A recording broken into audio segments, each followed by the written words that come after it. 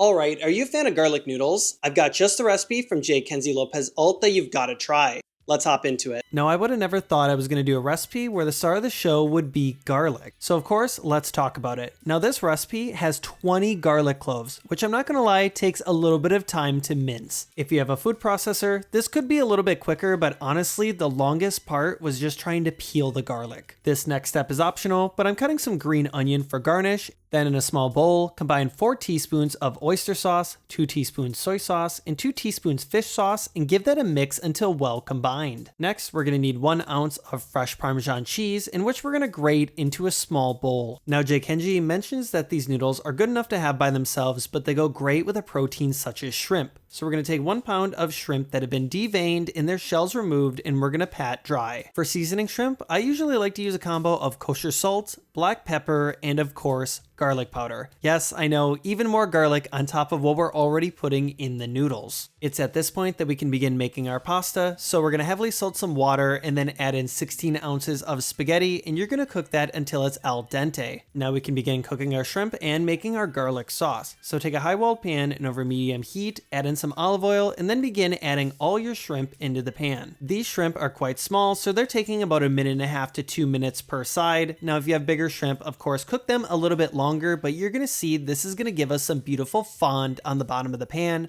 And once cooked, just add these to a separate tray. Once your pan is cooled for a minute, then we're going to add in 4 tablespoons of unsalted butter, and over medium-low heat, begin to melt that, and then we can add in our huge mound of garlic. Mix this into the butter and constantly stir for about 2 minutes until the garlic is lightly browned but not burnt, and then we're going to add in our sauce from earlier, give it a good mix, and then kill the heat. Then we're going to take all of our cooked pasta and add that directly into our garlic sauce, and use some tongs to make sure that this is plenty coated. Then we're going to take our Parmesan cheese from earlier, add this into the pan, and then mix until it's fully melted. Finally, we're going to add in all of our cooked shrimp, and then a little bit of pasta water, which is going to help loosen up that sauce and make it a bit more creamy, and mix it all in, and then taste for seasonings. For plating, I like to use this carving fork and a ladle to get a nice nest, so we're going to add a couple of those directly into a bowl. Then add plenty of shrimp, and for garnish, we're just taking that green onion from earlier, add on top, and then you're done. If you guys like the video, please like and subscribe,